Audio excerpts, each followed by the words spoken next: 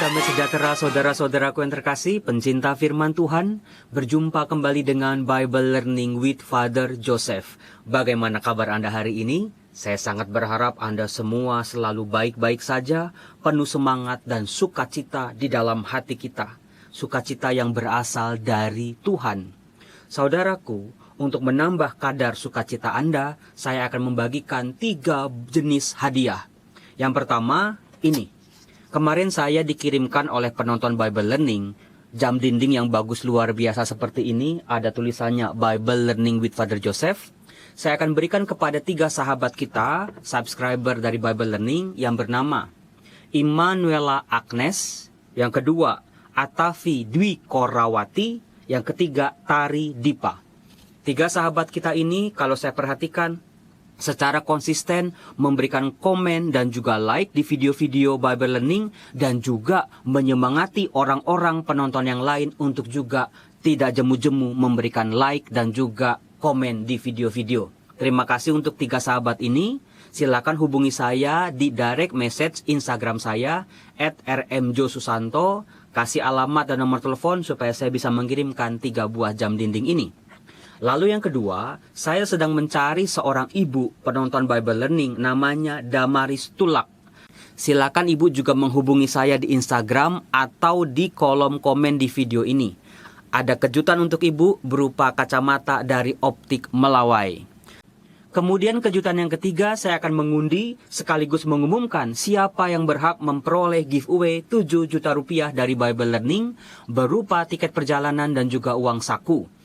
Bagi Anda yang pernah menulis di kolom komen Anda mau kemana dan juga alasannya, hari ini saya undi. Ini jawaban-jawaban Anda, ada ribuan jawaban. Silakan Anda berdoa dalam hati masing-masing karena bisa jadi Anda lah pemenangnya. Ini dia, 3, 2, 1. Dialah yang mendapat giveaway 7 juta rupiah.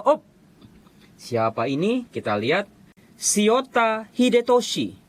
Selamat pagi Romo, kalau saya dikasih tiket saya mau ke Bali. Bosan jadi pengangguran sudah hampir 10 bulan. Semoga saya dapat kerjaan. Selamat buat Shiota Hidetoshi. Silakan menghubungi saya di direct message Instagram saya @rmjosusanto supaya saya bisa mentransfer dan juga mengirim tiketnya.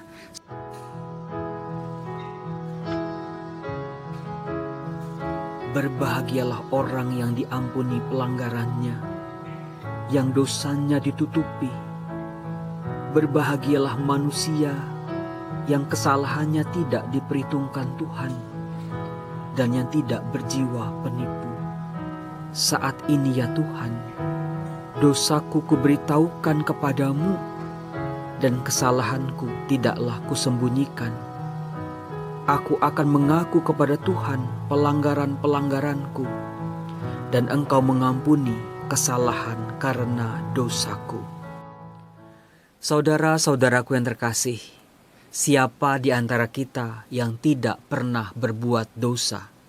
Siapa di antara kita yang tidak pernah berbuat salah?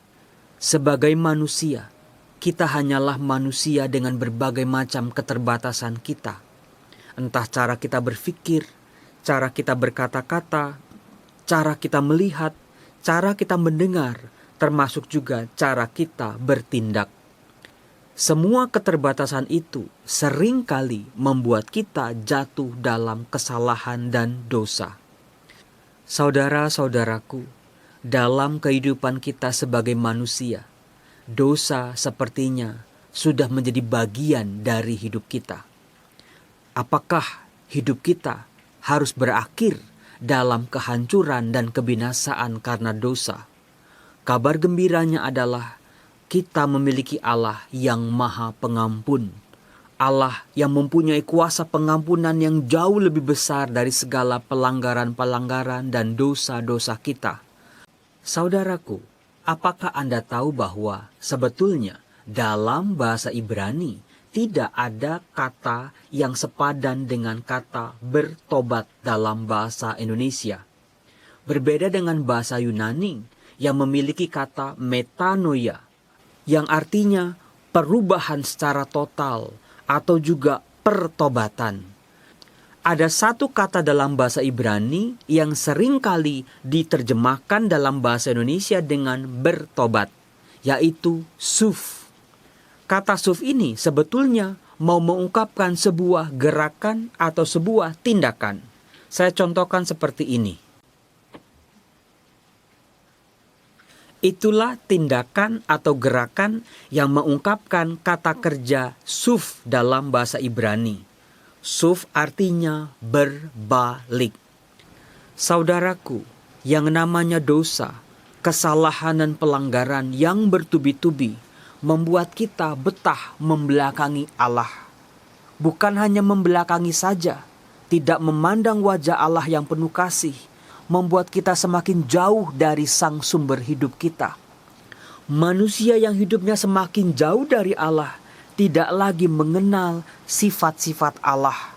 Allah yang maha kasih, Allah yang maha pengampun, Allah yang mengajarkan kepada kita tentang keadilan dan kesetiaan, Allah yang mengajarkan kepada kita semangat hidup yang pantang menyerah. Itu semua tidak lagi dikenali oleh manusia yang hidupnya jauh dari Allah.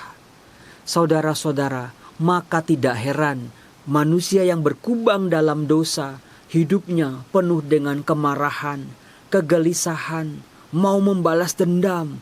Pikirannya, kata-katanya, tindakannya selalu diwarnai oleh perbuatan-perbuatan jahat. Dari kata suf ini, kita bisa memperoleh informasi bahwa yang namanya bertobat artinya adalah berbalik kepada Allah.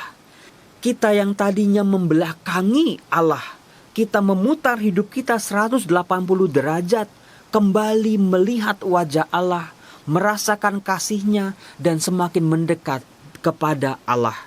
Semakin mengenali apa yang mau dikehendaki Allah untuk hidup kita.